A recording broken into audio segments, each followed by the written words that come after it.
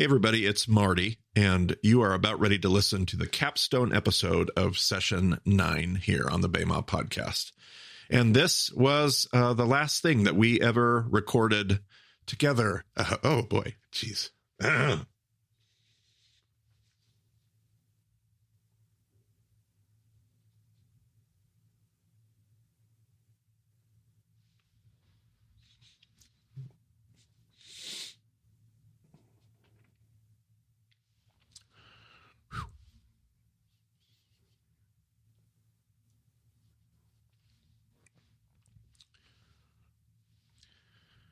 Hey, everybody, it's Marty, and this is Wowzers.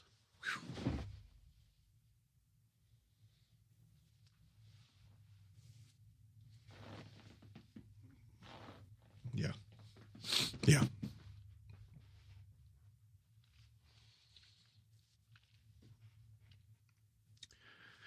Hey, everybody, this is Marty, and you are about ready to listen to the Capstone episode of Session 9 here on the Bayma podcast.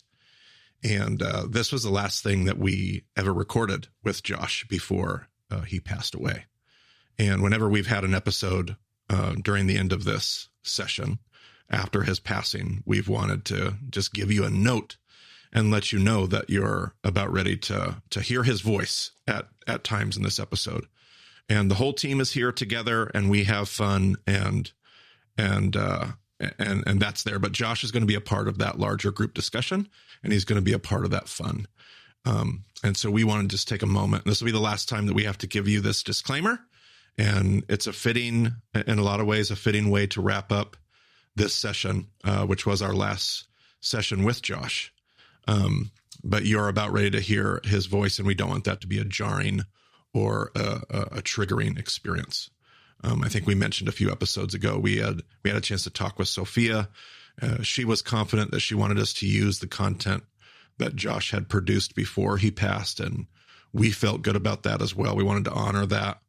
But if this experience of hearing his voice is too hard for any reason, if hearing his voice is not a life-giving experience, we want to invite you need to be free to skip this episode. It will be okay. And you can always come back later if it feels more appropriate or more right to do so. Experiencing grief is different for each and every one of us. Some of us want to lean into these moments and hear these voices, and some of us want to lean away for different reasons. There's no right or wrong way to do that. It's just a part of how we grieve. And so we hope this episode will be a great memory and a life-giving conversation. And if it needs to be something that you know is coming ahead of time, let this serve as that indication and disclaimer. So with that, we wanted to turn it over to the Capstone episode of Session 9, but we had a listener. Her name is Emily. That's how she wanted to be credited. She wrote a poem, and we asked her if she would actually read it. We just thought, I thought it was a great poem. And I always love it when a creator reads their own art. And so before we get into the Session 9 Capstone and you hear that intro music, wanted to be able to share Emily's poem with all of you in honor of Josh. When I die, and I will, dance and sing and cry. There is still beauty in the hedgerows. There is still sparkle in the sky. And you'll miss me, and I'll miss you, but the world will turn. When I die, and I will, eat cheese and drink the fancy wine. There is still pleasure in the small things. There is still tartness in the brine. And you'll remember, and you'll smile, but the world will turn. When I die, and I will, listen to your favourite album and dance in the rain. There are still depths in your untold dreams. There are still glimmers through the pain. And you'll face the day, and you'll rage, but the world will turn. When I die, and I will, know that I didn't want to leave you. There is still unknown comfort yet to come. There is still a shell speaking true. And you'll notice the pain becomes softness, and memories of love and space for something new, and the world will turn. Josh, do you want to share any personal updates in the personal updates section of this recording? For the episode? Yes. The published date on this, by the way, will be January 29th, so we're a little bit out. Yeah. I don't think so, because I mean, I don't really have anything to other than just I'm still here. Okay. That's about it. Unless you're against it, I would have you at least say that, because I get this question multiple times a day, every time I'm out. So anytime that you can give an update in this kind of a space, I'm not asking you to do anything more than just, here I am. Yeah. Works for me. Everybody wants to know if they're caught up. That's how I know they're caught up. They're like, how's Josh? I'm like, oh, you're listening to the real-time stuff. Yeah. They could be somewhere early in session 6. Those people are usually afraid to ask. So yeah, I usually that's don't get true. those. That's true. Josh, did it happen? I won't say whether or not I've had fun with a few people or not. I can't remember. Oh, that's great. I'm glad to hear that.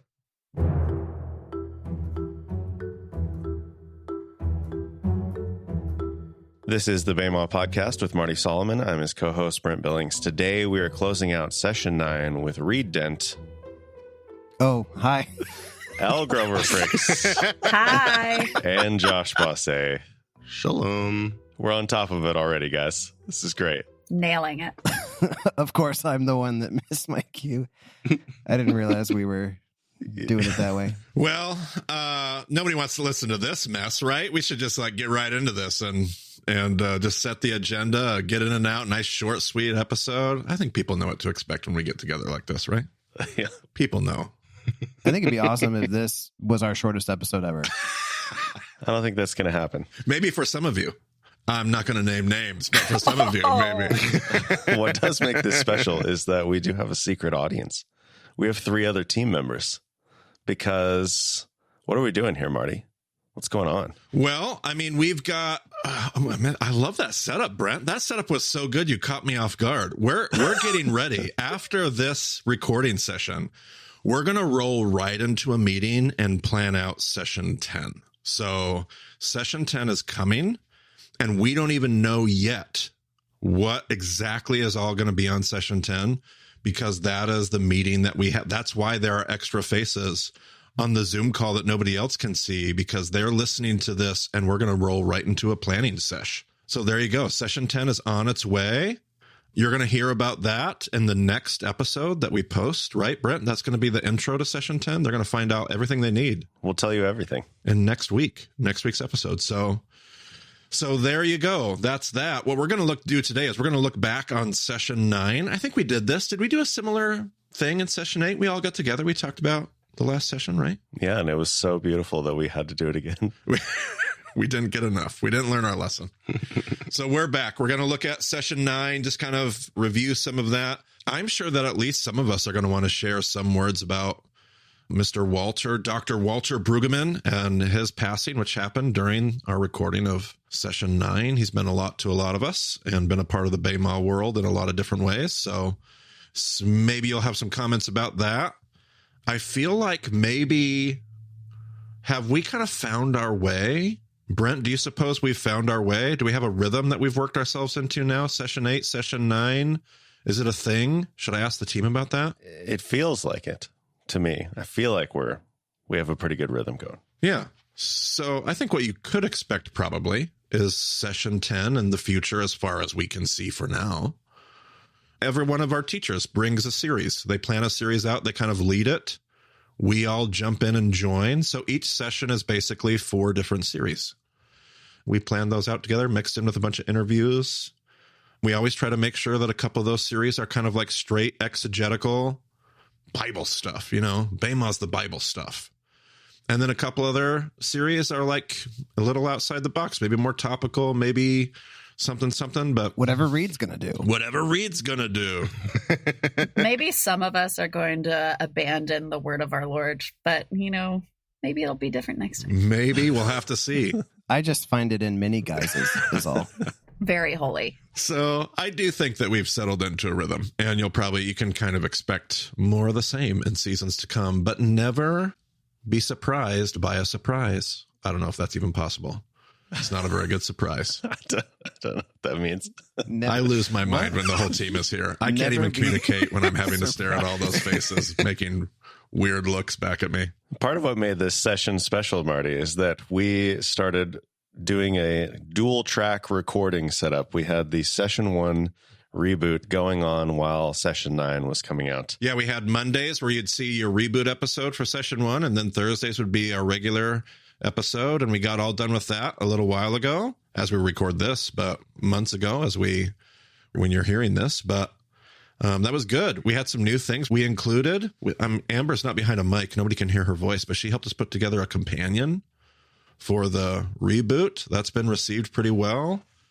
Brent, any commentary you'd give to any of those new additions? Just the fact that it invigorated a bunch of people to start new groups or go back and review. And I feel like it's been really good. We've had a lot of good feedback. Yeah, a lot of really great feedback. The occasional email letting us know just how bad it is. But other than that...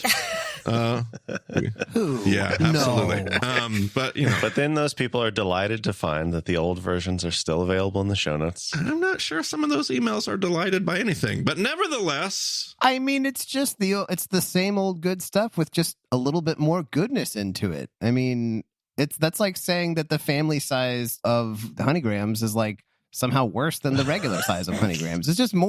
It's more good stuff. Why would anybody hate that? I mean, yeah, I agree. No argument from me.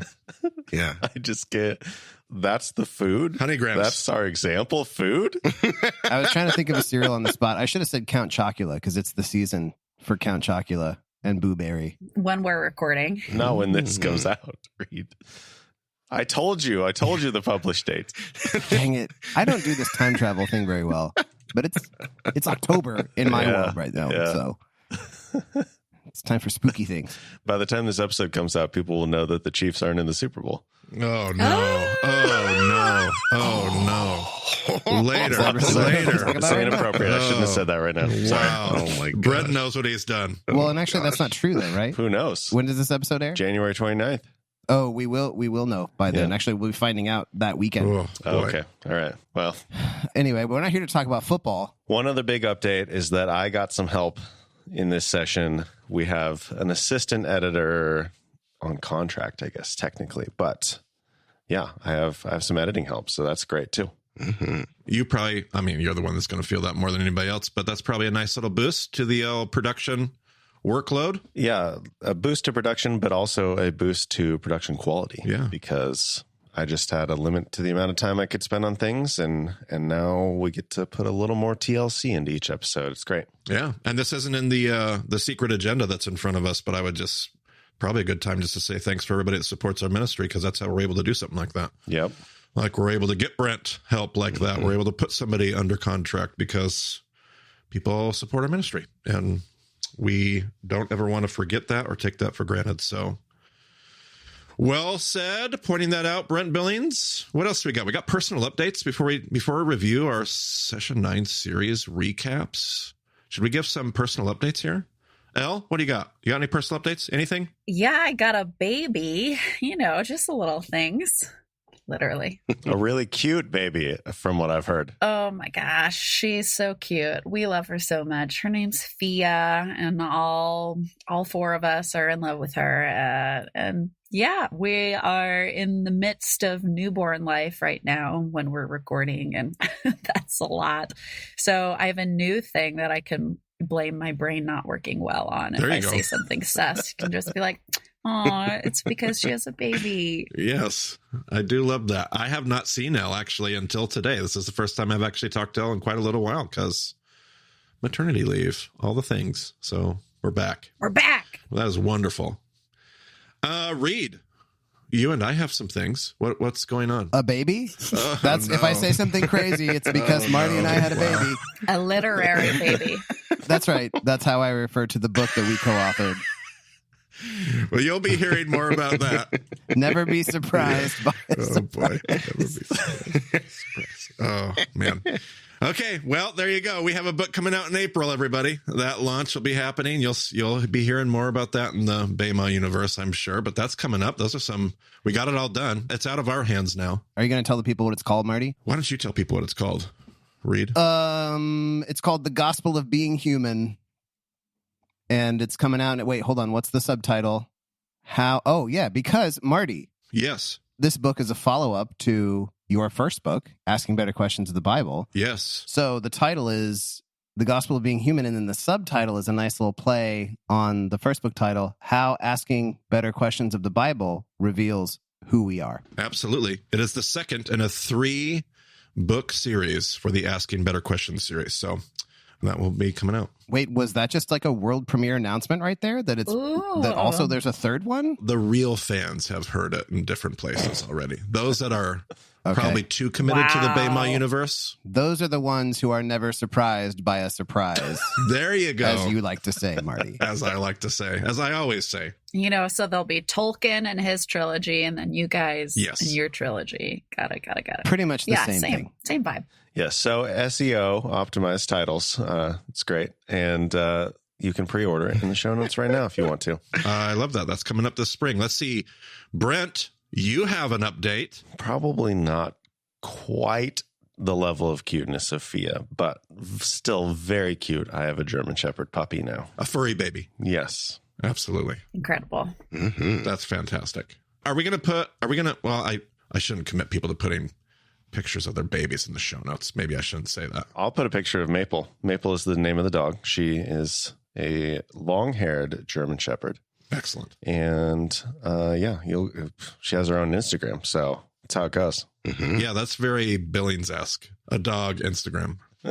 If Brent takes photos of my family, then we can put it in the show notes. Okay, I love that. It's my way of squeezing a photo shoot out of it. Yeah, nice. All right. Nice. I have seen the glamour shots of Maple, by the way, and they are very professional. Very good. Yeah. Dog influencer. Ah, so good. I'm sure all of that will be in the show notes, the Instagram handle and the whole 9 yards. So let's see here. Reed, you had more. There's more things going on in your family. Yeah, I just continue to be outpaced in every facet of life by my very wonderful and brilliant wife, who is now Dr. Leanne Dent, PhD. Mm-hmm. So that's our other big family update. She finished all of her everything, dissertation, defense, etc., just at the beginning of September. And so she is now even more highly qualified than I am or ever will be. And yet she still seems to be very happy to be married to me. So win-win. There you go. Absolutely. And then that leaves us with Josh. Josh, I got to tell you, every time I go somewhere on the road, every meet and greet I go to, the people that are caught up to real time want to know, how is Josh Bossé doing? Josh, how you doing? Well, everyone else has been having babies of various types. I've got twins, two little masses. We actually, my little Hodgkinses. I cannot believe. Yeah, so when we're recording this, I'm just about finishing up my first round of chemo, and no news yet, although in the this is what's going to make it weird. In the near future, when we're recording this, which means mid-October, I'll be getting a scan that'll tell us more about how effective the chemo has been. So I will have news shortly, and when you're listening to this, the news will already be out. Maybe we'll do a special little drop-in recording or something if we need to share something extra. Oh, yeah. You could totally do that. The other thing you could do is get on my newsletter or something like that. We also have a Caring Bridge set up. I'm sure Brent can throw that in the show notes as well, so you can get all the Josh updates you want in one convenient place. I need updates. I text you, there you go. and it's like a week later, you'll be like, yeah, okay. So I'm so glad to know there's a newsletter. I have a problem. I have a problem remembering who I have and haven't told. I get it. It's tiring. So. Who needs it? I'm glad that I don't have to bother you, but all the things all the time. But yeah, so I'm still here. I'm still alive. Still still doing the thing. And, I got to say to your question earlier, Marty, about, our rhythm. I think the fact that we've been able to do all this, even in the midst of me battling cancer, is a point in favor of us having figured it out, that we can adapt so well, and that and also conversely that the load is not too heavy. Yeah. So yeah, I'm feeling as good as you can in these circumstances of mine. Yeah, I think that's well said, Josh. Part of the reason why you have to hear us doing the whole time warp thing of, well, right now it's October, but we know this isn't released till January, is the rhythm has enabled us to always kind of stay ahead of the ball game and give us the flexibility to take the time we need to have babies and deal with cancer diagnoses and all the things that come at us. And so that's part of why we do it this way. So sorry for the time warp for people that listen, but it's a good thing for all of us. And it really has felt good to have the time and the space without the urgency breathing down our neck, demanding that we produce another episode this Thursday. And that's been good for all of us. So, yep. All right, well, let's do this. Let's just do what we did last time, but maybe a little less in depth. We don't have to have everybody give thoughts on every single series, but just let's call back where we did 4 series in this session 9. I kicked it off. Maybe I always kind of will kick off a series. I don't know. Is that going to be my role? Who knows? But Hosea was the first series of session 9. We did a verse by verse journey through that book. I really enjoyed it. I had a whole bunch that went with me. I didn't have a whole lot of things circle back for me. I was like, oh, I wish I would have talked about that, or, oh, what a missed opportunity. But I continue to love all the episodes where I get to share it with some of these co-hosts and the things that they bring.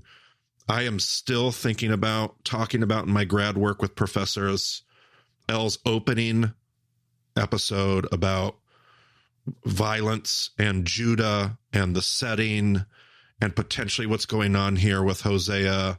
And man, just those things have gone with me. I continue to pay attention to birds now because of Josh and Hosea and elsewhere.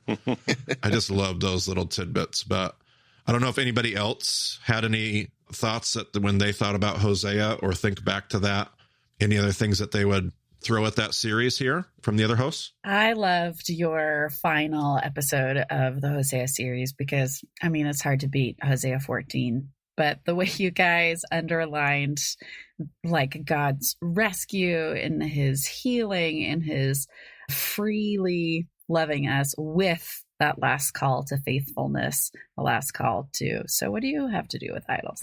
I love that. And then it got super nitty gritty into the Hebrew. And, I'll always be a fan of that. I did discover me singing Tarzan was left on the postscript of that episode. So that was a surprise for me when it came out. But otherwise, loved it. Thanks, Brent. When the mics are rolling, you gotta always be careful. Constant vigilance. Why mine gold if we're not going to share it? Yeah.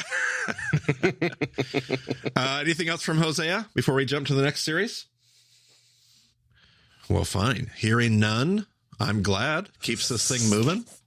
Talmudic Matthew. Elle came back for another round of the collision between the first gospel and the Talmud and how those things are talking back and forth to each other. Elle, any thoughts, memories, cycle backs, anything that comes to mind when you think about your series in this session? No, I'm just stoked to be doing something fresh and new next season that I'm excited to talk to you about. But yeah, it was a good time. It was a crunchy time, lots of like details and really getting into it. And so next season I'll have a different feel and I'm excited about that. But I think it was time well spent. Absolutely. That was the series where I made the goof up and edited a very long episode and published it, and then opened up the next episode only to find out that I was supposed to cut that last episode in half.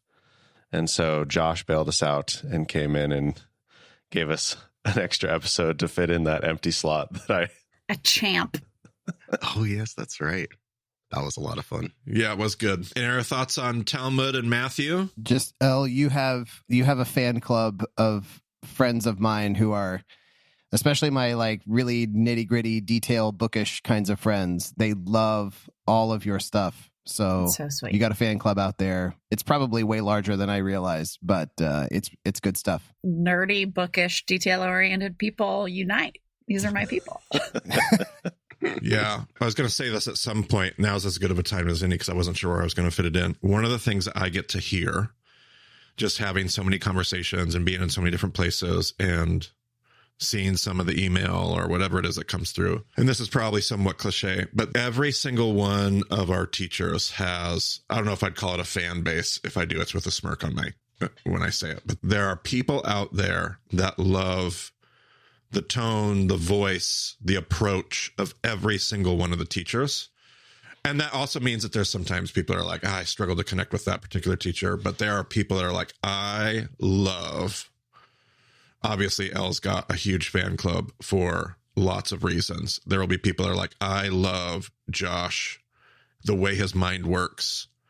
I've had people like, the way that Josh will ramble is exactly what my brain needs. And I love it. And I can follow it. And it pulls me in. And I get those messages.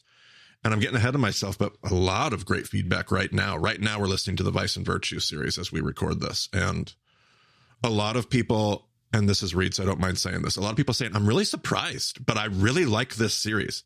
And I think what they mean is not Reed. I think what they mean is I did not think Vice and Virtue. And we said this, I think Reed, well, let's just jump ahead to Reed. Here I am talking about it. I've screwed it all up. But I've screwed up the whole order. But Reed, when we started that series, there was like this, okay, we're going to use Thomas Aquinas. Like, that's not Bema. Like, Vice and Virtue, that's not Bema. But it's been actually so good and refreshing. And listeners are like, this is surprisingly right what I need. I'm studying Thomas Aquinas right now in grad work. Like, it's just lined up so well. But any thoughts you have on Vice and Virtue? I'm just here to bring the spiritual formation. You know, that's what I'm trying to do. And I, it's not like I'm a giant Aquinas head, but you can find what? Oh, she was shocked that I used the expression Aquinas head. But you can find good stuff in many places if you will just try to let anybody be your teacher. So I've been getting some good feedback on it too. My mother-in-law is actually listening to the Vice and Virtue series, and she texts me every Thursday when an episode comes out. So I have enjoyed that just in my own little corner of the world. But yeah, I've enjoyed the series and think I might do something with it at CCF.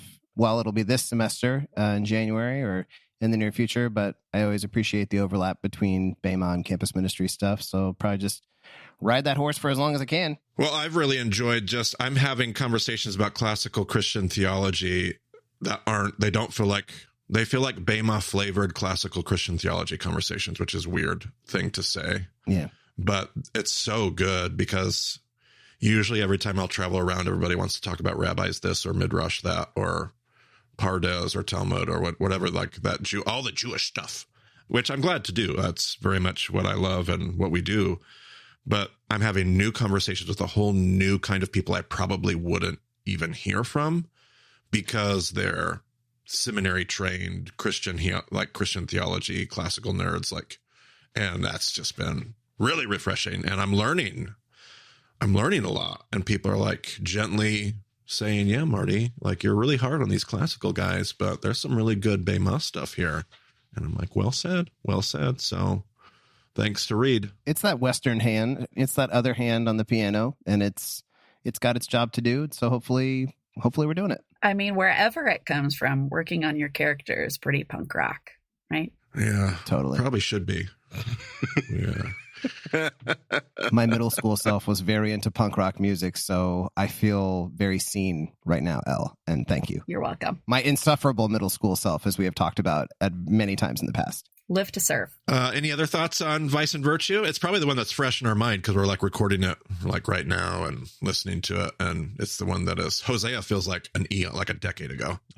Yeah, truly. It is crazy how the sessions ends up working that way because there's like a full calendar year elapsing. Which doesn't even seem like it should feel that long. But yeah, it does. It does. Yep. All right. Well, there's no other Vice and Virtue reflections. I skipped one unintentionally. We got the Kohelet series, which again got some really great reviews. People really enjoyed that. exegetical dive into Kohelet. So, Josh, any things that you think about or circle back to, or anything on that series? Man, that was probably the real baby I had. That was such a. I thought I was in for an easy one because I had dug up Kohelet before and found all this cool stuff, and I'm like, I'm just gonna get back in there, gather up those things, put them in a podcast, and it really kept being new layers, and like the whole Remez structure in there really blew me away. And then even like the way that ended up, I think it was when an episode you were on, Marty, I'm not sure if this made it into the episode, but we were talking about how in some ways, like how Jesus's teaching style is heavily influenced by wisdom literature, and particularly in his commitment to teaching in parables. And then, we have Kohelet and this kind of verging on prophetic wisdom voice. Like it has even changed how I'm reading Jesus. So yeah, a lot of stuff came out of that. That was way more than I bargained for. So thankfully, though, that didn't result in, Mishkan series level length of episodes.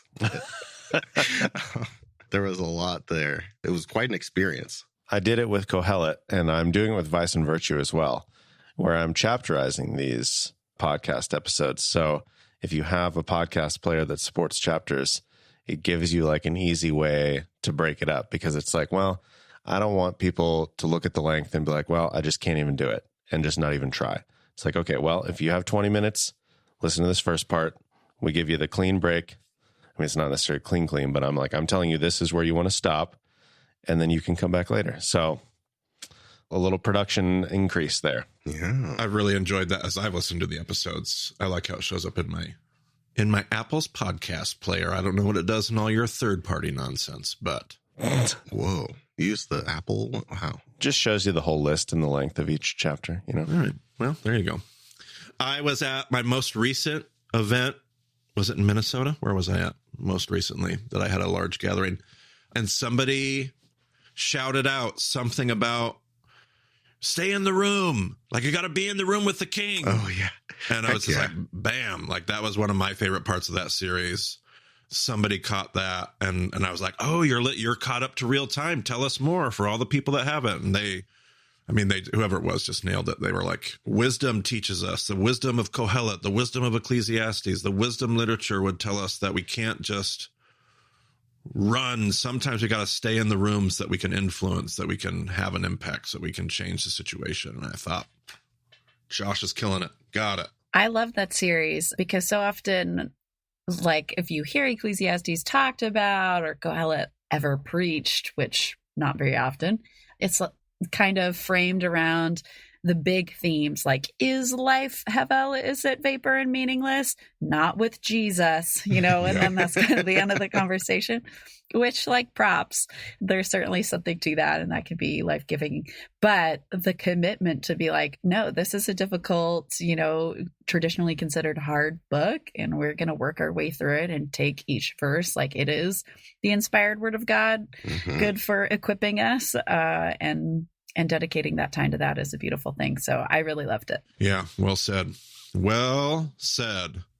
All right, let's keep this train moving. We didn't just have a reboot, and we didn't just have these 4 series. We also did our usual. We talked about some Chosen. Brent, you should tell us some about the Chosen additions to Session 9. Yeah, Season 4 was right at the beginning of Session 9, and we're doing Season 5. All these words.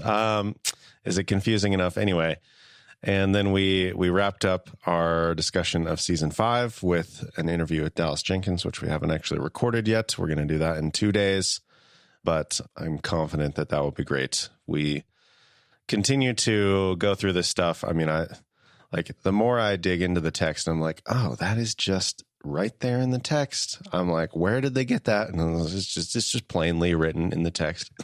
Yeah. It's like, okay. Yeah. So I appreciate their attention to detail. There's still plenty of room for interpretation, even in these, in this final week stuff where there's a lot of text associated. There's still lots of stuff that you have to okay, where are we going to put this? How are we going to do this?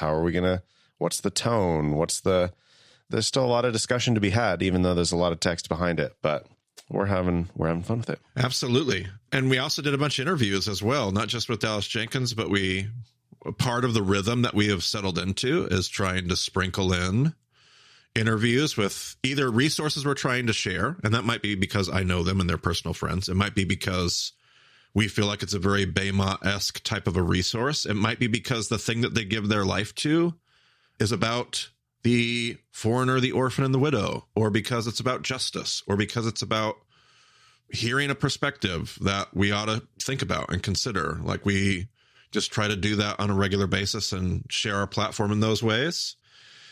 So, Brent, do you just want to go through the list of interviews? And then if there's anything that jumps out to us that any of us, I mean, I think I was the one that did. You and I facilitated all these interviews this time on this session, but yeah, tell us. So first up, we had AJ Sherrill with Rediscovering Christmas. Yes, personal friend of mine. Love AJ, love his work. We share a lot of the historical, contextual love of the scripture. So being able to dive into the Christmas characters, that was cool. Absolutely. Then we had Catherine McNeil with Fearing Bravely. Absolutely. Just sent her a happy birthday message the other day. It was her birthday. Said I enjoyed getting a chance to talk to her. That's just one of my favorite books of the last handful of years. Her Fearing Bravely book was just so good. I think about it often. Every time I see a tomato plant, I think about her. Yes. Then we had Brant Hansen, which we titled 3D Chiastic Chess, something he said in the episode. But probably our single greatest source of people coming to Bema is through Brant Hansen. So it was great to talk to him. It was. And his episode was just all over the place, talking all kinds of good stuff coming in. I've been emailing back and forth with him the last couple of weeks. He's doing some more writing, so he's got to have something else coming out here soon. I'm sure we'll be hearing about, but loved talking to Brent. He was just fun. Then we had Karen Stiller. Holiness Here was the title of her book. Absolutely. I was just over at the Dent's house recently. I saw a copy of that book sitting over there on their coffee table. But love her writing. She just got a new podcast too that she just started. I can't remember what it's called now, but she just had a new podcast she started with NavPress, I think, if I understand it correctly. Show notes. Yeah. Then we had Ashley Island, Say Good. Yes, absolutely. I can still see in my mind her sitting in her office at her school where she works and makes a difference. And actually, that was just kind of fun for me because I kept thinking as she was talking about all the things she was sharing about in her resource, just her putting it to, like, she's in the building where she puts it to work in some pretty cool ways. And it was just kind of cool to see her in that setting while she talked about it. Then we had perhaps our most ambitious interview with Bema Kokomo. If there's anything that's gotten close to Tohu Vavohu, that was it. Like, that was, wow. But they were champs. That was, and it was fun to see how much they cared about so many different things. So I hear you saying that the Spirit of the Lord was hovering over that since I was Tohu Vavohu. Yeah, it was pretty good. Like, it was pretty good. It was a great conversation. And anytime we get this many people on a call, like we're doing right now, and it goes okay, I feel like the Spirit of God was enabling miraculous things. So there you go. We titled that one The Body of Christ, and Brian, our Bema team leader, strategy director extraordinaire, shares it with everybody who's starting a group. Like, hey, if you want to know what a group looks like, a group of people who, have disagreements and struggles and whatever, and how do they work together? Like, it's our picture of the body of Christ that we like to share with people as they're starting groups. Yeah, that's great. Good idea. Then we had Ethan Bryan, If You Were Brave. I've always been captivated by his story and the way his love for baseball comes out in particular ways. I thought about him often as the postseason has rolled around, but I saw he was doing a Catch Vember. Is that what he's calling it? That just went out? Yeah, something like that. By then, it's January when you're listening to this, so it's already happened, but that's cool. Catchuary now at this point. You can make it work for any month. We can make it work. Absolutely. Then we had Annie F. Downs. That sounds fun. And it was fun. Yeah, I was just going to say, we nailed it. It was fun. Like, that was just a fun conversation, and getting to hear from her and all the stuff that she's been involved with, which was a lot. And then we closed out the session having Sandra Richter back with us. And we haven't actually recorded that yet, but my goodness. The last conversation we had with her was delightful. She has a new book that recently came out, Abigail and the Waterfall. So that's kind of the impetus for our conversation. But boy, Got to ask her some fun questions. I'm going to get to ask her some fun questions about Deuteronomy. And lots of fun conversations. She's a total Bible nerd, a lover of the land of Israel and studying there. And boy, I love it. Her first interview we did probably got the most requests I've ever heard of, like, have her back on again. Like, we want to hear her again. Not that people don't feel that way about all of our guests, but that one got particularly like direct, straight comments of, that was so good, you need to have her back. So we're doing it. We're doing it. And then we had we had a Christmas special that Reed and I did on It's a Wonderful Life. And Boo. Reed is somehow, like, I cannot tell you how many people I've heard from who are like, I hate that movie. I didn't want to listen to this episode, but I listened anyway. And my goodness, he has a point. Did he, though? Did he have a point? I did have a point. George Bailey is what this world needs. Oh, my goodness. I don't know about that. And that movie is, I'm not here to relitigate the whole thing, but that movie is incredible and more people should watch it. I think lots of people watch it. More people should love it. Just saying, if Brent gets me to do the Christmas episode this year, words will be had. Theories will be put out. Are you just going to do It's a Wonderful Life again? Be like, Just come out. well, but actually, I know what Reed said, but actually. It's a terrible life. Yeah, it's a not so Tempting. wonderful life. Don't tempt me with a good time. My goodness. All right. Well, I think we should close out with our thoughts, our whatever we want to say about the Reverend Dr. Walter Brueggemann, a wonderful source that we have. I mean, I should have counted how many times we've referenced his work, but it is many, many, many times we owe a great deal to Brueggemann. You have some notes here in the document we have. Brent, how about you just read some of the stuff here that you've gotten written down about Walter, as if I know him, about Walt. Walty. Yeah. Goodness. In case you are not aware of the situation, I don't know exactly the details, but apparently he died peacefully on June 5th, 2025. He was 92 years old. And I was just kind of like trying to get some stock on how many things and what he was up to throughout his life, because I know some of his work pretty well, but he had 7 doctorates. Wow. Which is crazy. I mean, I think some of them are honorary, but it's like you don't get an honorary doctorate for, sitting around in your chair doing nothing. Yep. What now, Leanne? Get on Bruggy's level. I'm definitely going to tell that to her so that I can feel better about myself. You have 1 and I have 0, and we're basically the same compared to Walt. Nice. So Wikipedia lists 58 books that he has, plus hundreds of articles and commentaries and other stuff. I don't know exactly how they're counting this, but his website has 169 books that he was involved in some way or another. So just a prolific writer. And I learned about the concept of a Festschrift, which is like a book that other academic people write about a person because they are so prolific in the academic world. Wow. And so his version of that is called God in the Fray, a tribute to Walter Brueggemann. And Elle, maybe you can, speak to this a little bit, being in that world. Like, how many people get these sorts of books? How common is this? You have to be pretty fancy. You have to be pretty special. All right. So there you go. Yeah. I had never heard of that until I saw that link in our notes, and that's really cool. That's really, really cool. I probably have some thoughts. Reed, I know you've read a lot of Brueggemann in the past. He's found his way into do you have any thoughts or anything on? I know a lot of people know him for his scholarship and, Old Testament surveys and things like that. My personal most cherished book from him is called Finally Comes the Poet. He wrote about preaching, the act of preaching. And so this is a book about the act of preaching. And especially the first chapter of that book is like an all-time chapter among all books in my mind. I read it frequently, especially before, like when I'm preparing to speak or before I speak.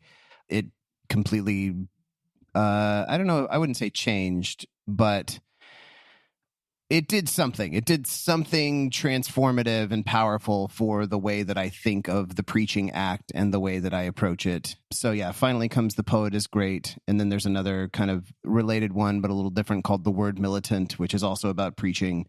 So his preaching works especially, I would encourage people to check out if you are a preacher of any kind, because you may not know them as much. Those are like older volumes. They're not a ton in circulation, I don't think, but check those out, his contributions to that. And then, if you just you can just look him up preaching himself. Like, he is a scholar primarily, but was also a preacher at times. And he's got this amazing, really gravelly sort of Southern old man voice, and it's powerful. So props to Bruggs, as I call him, and his preaching. And that's the legacy he has with me, at least. Brueggemann was one of the first voices that I read when I first encountered Martin in, what was that, 2012?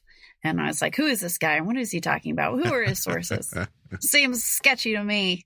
And I picked up Hopeful Imagination, Prophetic Voices in Exile. And first introduction to thinking about the prophets as different voices, talking about the same things with different rooted emotionality. So a good time. The world misses him, but hey, we'll get to hang out. World to come, have a big party, meet under the fourth root to the left on the tree of life, That's right.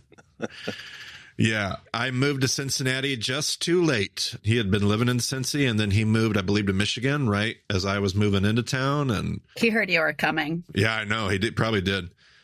We reached out and we connected with somebody on his end, and it might even been him. I can't remember. We exchanged some emails, and we were asking him to be on the podcast as a guest, and he had just gotten to that point where he said, I just recently made the decision. I'm not doing guest interviews like that anymore. And so we just missed him, and I will forever be frustrated that I didn't reach out sooner. But I stumbled. Somebody gave me a Brueggemann book. I probably would have eventually found him, I'm sure. But I remember finding him. Somebody gave me Out of Babylon, which is the first book we just quoted a gazillion times on the podcast. And everybody would talk about the prophetic imagination. And I'm one of those people that when I hear a book, like, nobody will shut up about it, I don't read it.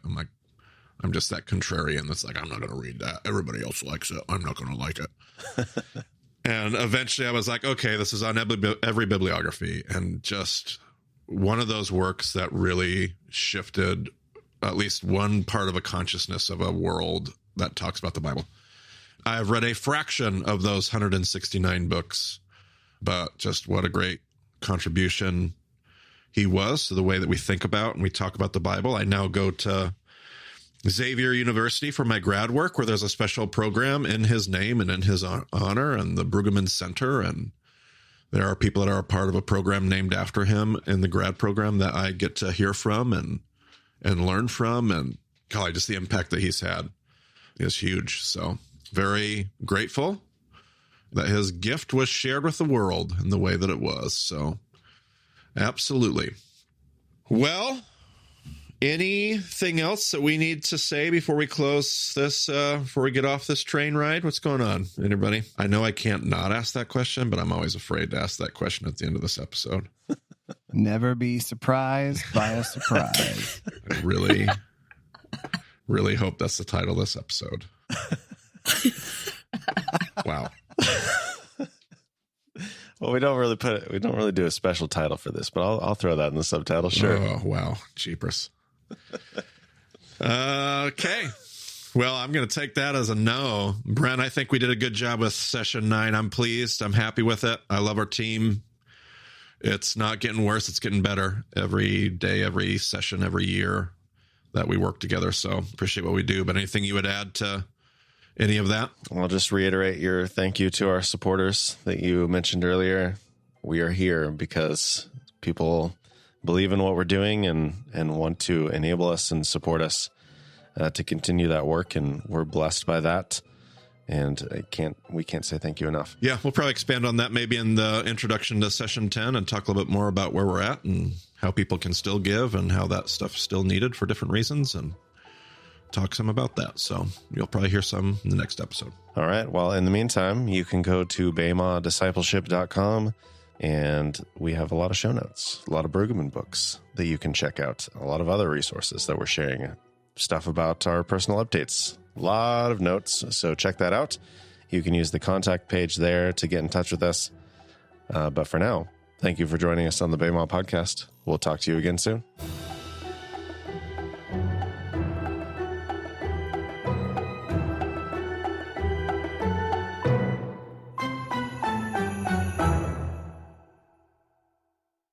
Are you going to link all 169? No, I'm just linking the ones that we actually mentioned. You should link all 169.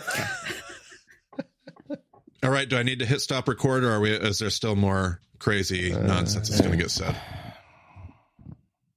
You never know. Never be surprised by it. I'm now going to have people asking me to put that on a t-shirt for sure. An inaugural merch really- store option. I'm really glad I got up this morning. It's really good. It's a good decision on my part.